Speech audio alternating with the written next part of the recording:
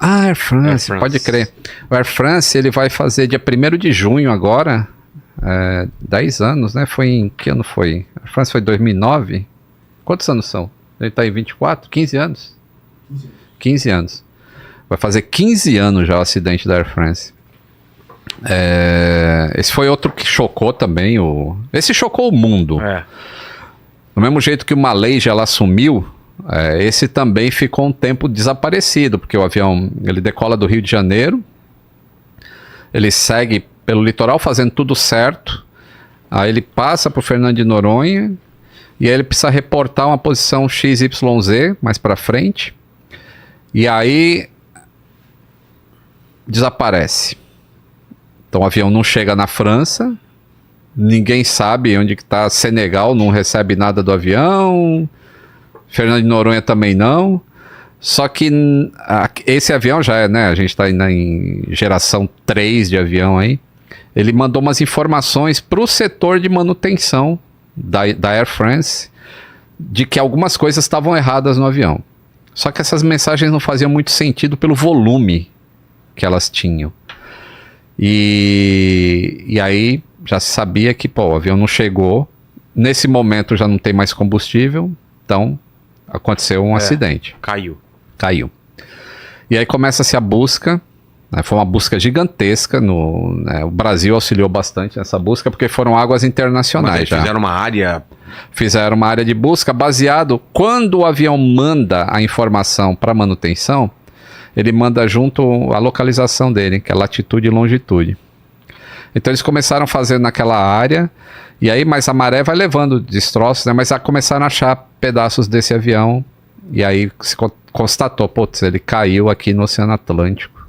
A questão é, por quê? É isso que eu ia perguntar. Por que esse avião caiu? Então, a gente só consegue descobrir várias coisas quando a gente tem as caixas pretas.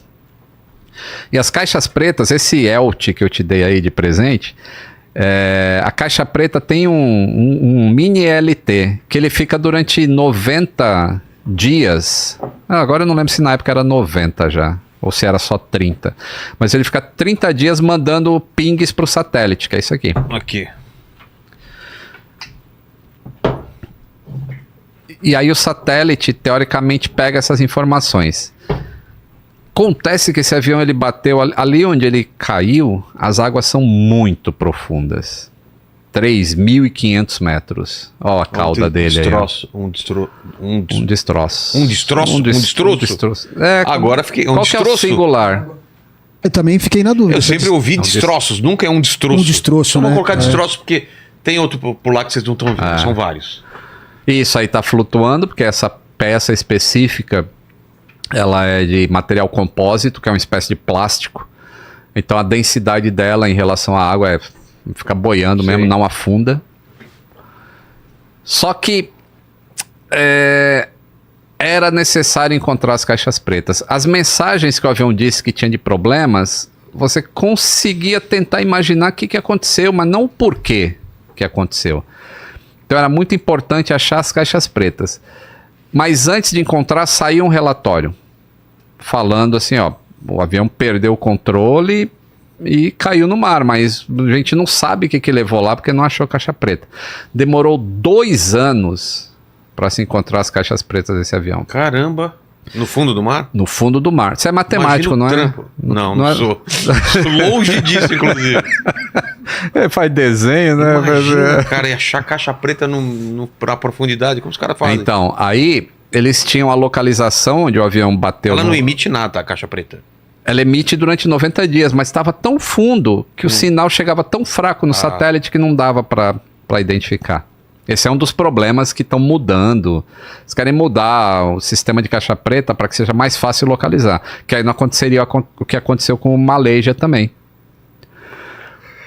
Aí eles chamaram uns cientistas matemáticos que fizeram um tipo de análise estatística de ter uma ideia para onde que esse material foi. É uma, como é que chama? Bayesiana. Um negócio, é maluco, cara. Maluco que os matemáticos fizeram. E, pô, depois de 2 anos, sendo que a França mesmo gastou 60 milhões de dólares procurando essas caixas pretas com robô. E, pô, o avião caiu aqui, então tem que estar aqui. E não encontrava nenhum avião. Por isso que as pessoas falam assim, pô, vamos encontrar o Malaysia um dia? Pô, o Air France disse onde estava e demorou 2 anos para encontrar. Imagina um avião que não disse onde está. É bem mais difícil, E é Pacífico, né? lá? Ou é o Índico? Lá é o Índico, né? O sul do Oceano Índico. Aí vieram os matemáticos e falaram, olha, pela disposição dos destroços... Bayesiana. Bayesiana, né? Sei lá, escreveram aqui. A galera tá... É isso aí. Aí, eles falaram, tá mais ou menos nessa área aqui. Aí mandaram os robôs lá, aí encontraram o avião, encontraram as caixas pretas.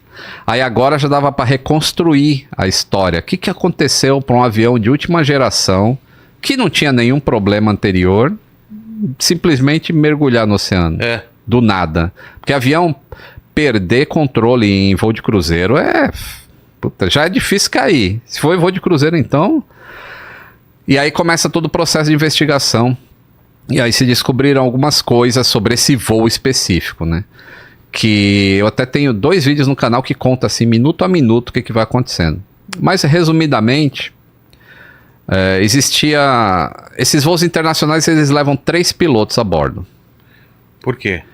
2 pilotam e um é o rodízio, faz rodízio. Então eles decolam com 3, aí um vai dormir, logo que atingir a altitude de cruzeiro, um vai dormir.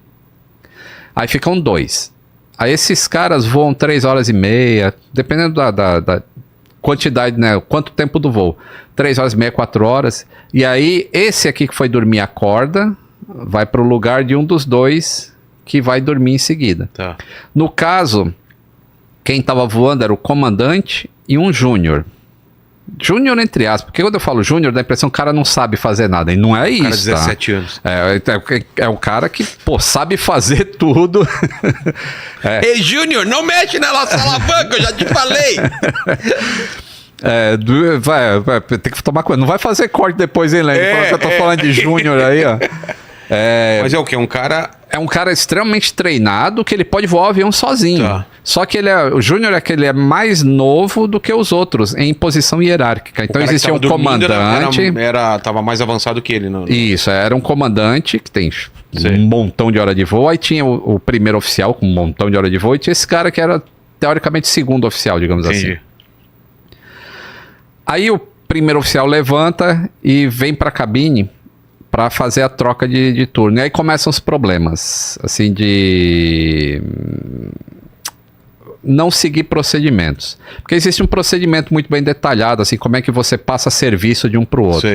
E os caras meio que ignoraram algumas coisas lá. E o comandante em si, já quando eles estão aproximando da zona de convergência intertropical, que é onde tem tempestades ali perto do Equador, onde as caravelas de Cabral passavam ou afundava ou ficava sem vento e os caras morriam de fome do mesmo jeito. Então era difícil cruzar o oceano naquela época de caravela.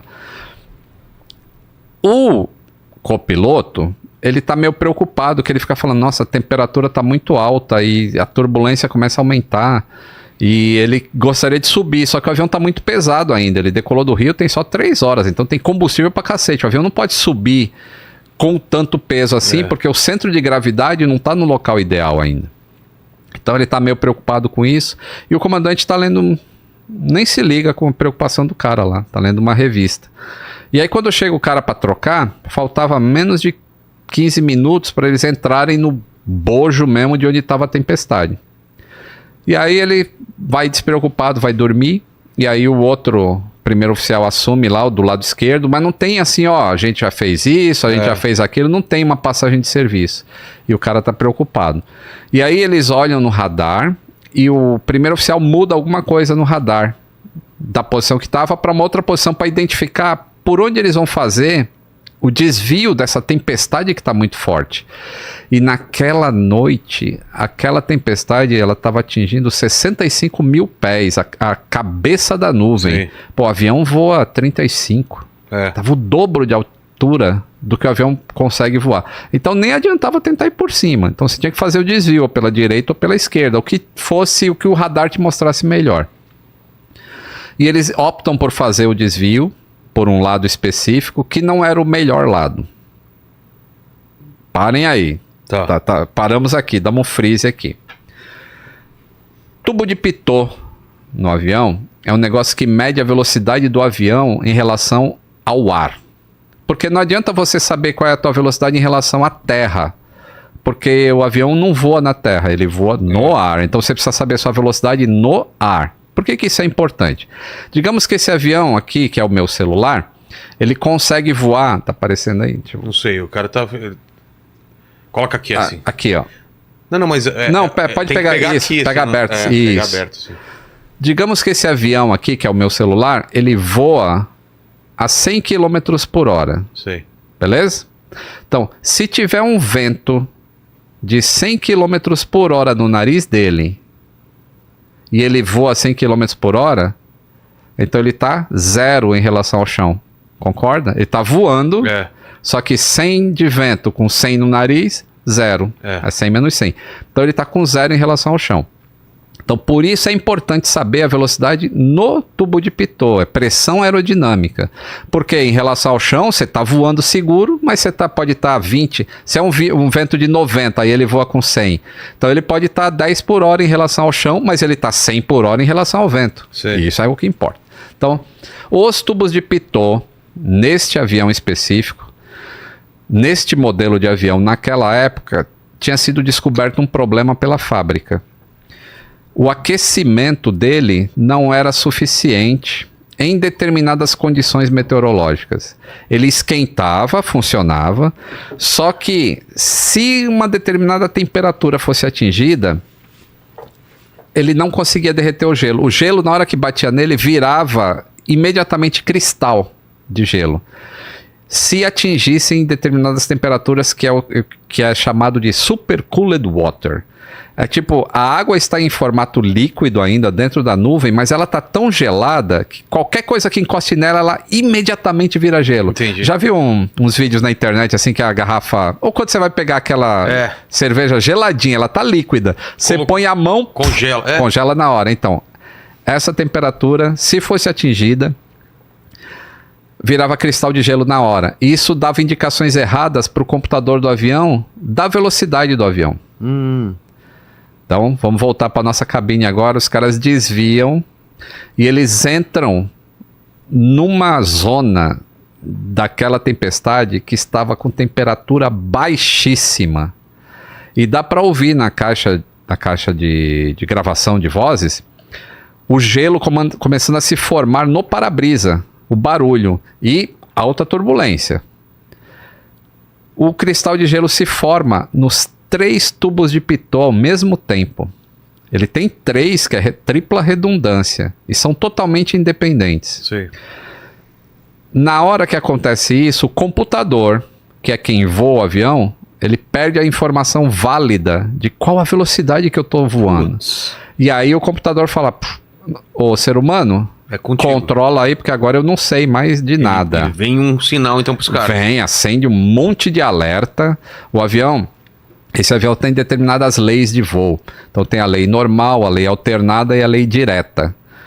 Que são ordens de, tipo, na lei normal, se o piloto quiser fazer coisa errada, o avião não deixa. Tá. Na lei alternada, se ele quiser fazer coisa errada, o avião não deixa, só umas coisinhas que ele deixa fazer.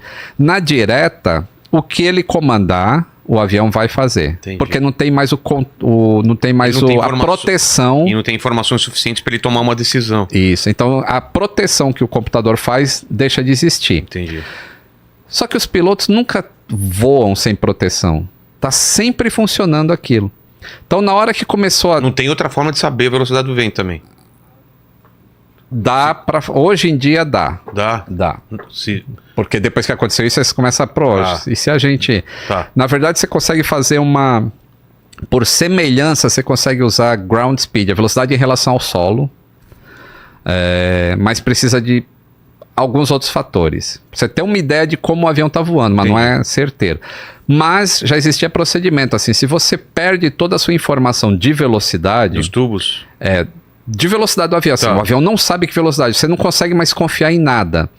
Então existe um negócio que chama pitch and power. Ou seja, você coloca o nariz do avião em determinado ângulo e mantém a potência que você estava fazendo nos motores sem mexer. Tá. E aí o avião vai permanecer voando naquela velocidade. Então o computador cai fora. E aí, neste momento que tá tudo, um monte de mensagem lá, porque, pô, pensa, um computador que tá controlando o avião daquele, vem um monte de informação errada, de problema, os pilotos não têm nem tempo de ver o que tá acontecendo.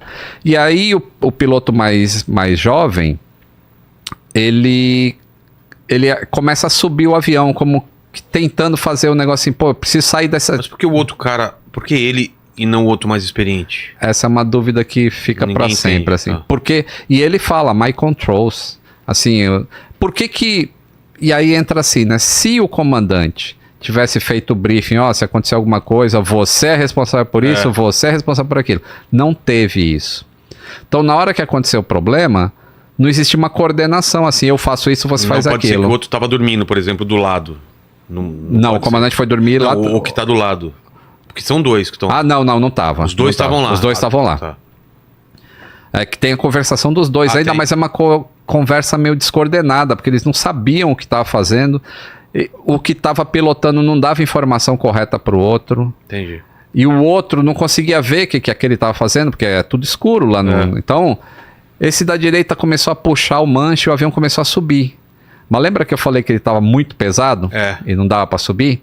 Então ele vai subindo, e aí chega numa altitude em que ele perde tanta velocidade que ele começa a descer dessa maneira aqui, ó. Deixa eu... Como assim? Assim, Ah, tá. Ele desce assim, ó. Ele não embica. Ele vai... Ele vai descendo com o nariz para cima. Cara...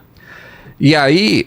Vai perdendo altitude... Vai perdendo, isso é perda de sustentação. Sei. E aí começa a tocar um alarme. Stall, ou seja, tá perdendo sustentação. Só que os pilotos nunca ouviram esse alerta, porque esse avião foi feito para nunca entrar em condição de perder sustentação.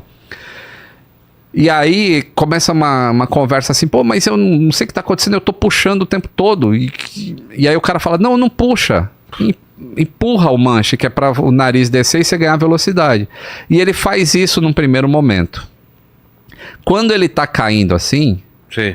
Essa mensagem que avisa que ele está sem sustentação, a velocidade fica tão baixa que o sistema fala, é impossível estar nessa velocidade. Então não vou avisar que está em stall, porque o avião nessa velocidade não voa. Olha a lógica do sistema. Então ele não dava stall.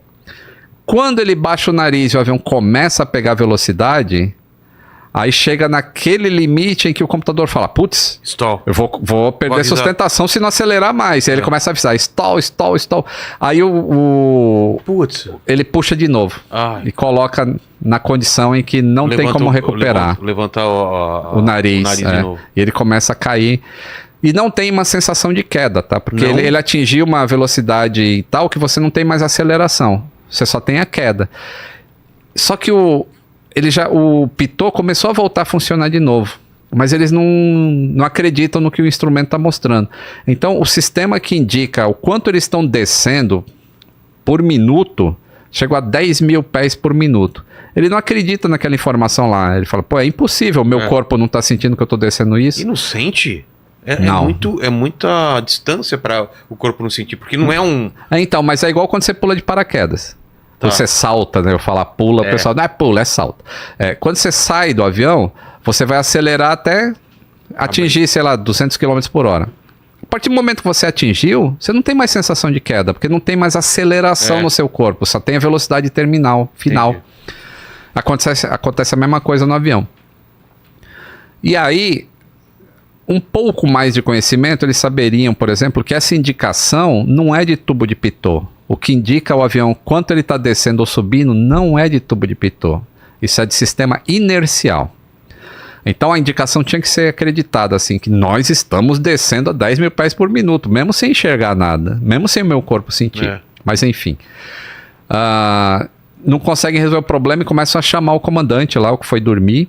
Aí quando o comandante chega... Eles não conseguem passar para o comandante tudo o que aconteceu. O primeiro momento é que eles sabiam que a velocidade estava errada no início do problema. Eles nunca falam isso para o comandante. E o outro lá puxando o manche para trás o tempo todo e o avião não recupera. Até que quando ele chega... Quando ele fala que está puxando, Aí o comandante, não, desce o nariz, desce. E aí ele começa a descer o nariz de novo, o avião começa a ganhar velocidade, mas aí não dá tempo que ele atinge o oceano. Então vamos lá, o que dava para ser feito, sabendo do problema? Se sabendo do problema hoje, congela os 3 então, pitons. hoje, aí entra diversas coisas. Por exemplo, naquela época não existia treinamento para as tripulações de como recuperar um stall em alta altitude naquele específico Por quê? modelo de avião. Porque era muito... Porque nunca ia acontecer. Porra. Então, isso foi uma das coisas que mudou. Falou, pô, a gente precisa dar treinamento para recuperação. Na verdade, os militares faziam isso. Ah, sim. Porque é mais fácil um avião militar perder, né, ficar em condição estranha lá em cima do que um avião civil. Então, passou a ter esse treinamento a cada 6 meses. Os pilotos têm que fazer um treinamento de recuperação de stall com o avião em manual. Esse é um ponto. Segundo, aprender a voar na mão sem o auxílio dos computadores. Isso também foi reforçado. Segundo, o treinamento da Air France teve que ser modificado em algumas coisas em relação a esses procedimentos. Até a troca de pilotos, como é que é feita hoje em dia, mudou depois desse acidente. Então, novamente, como eu disse, né, não é uma coisa só, são diversas coisas. O uso do radar. Como é que você analisa assim para identificar que, pô, o radar às vezes pode estar mostrando que o negócio está bom, mas você tem que, baseado nas condições que você tem em volta, você tem que analisar, pô, ele não tá bom. Mas nesse caso, o que foi a avaliação errada do radar? Eles seguiram por um lugar que não era o melhor. Porque analisaram ruim, fizeram uma A análise gente ruim. não sabe o que eles estavam vendo na tela, porque Sei. isso a caixa preta não grava o que eles estavam Só o que vendo. eles falaram. Grava o que eles falavam e quais eram os parâmetros do avião.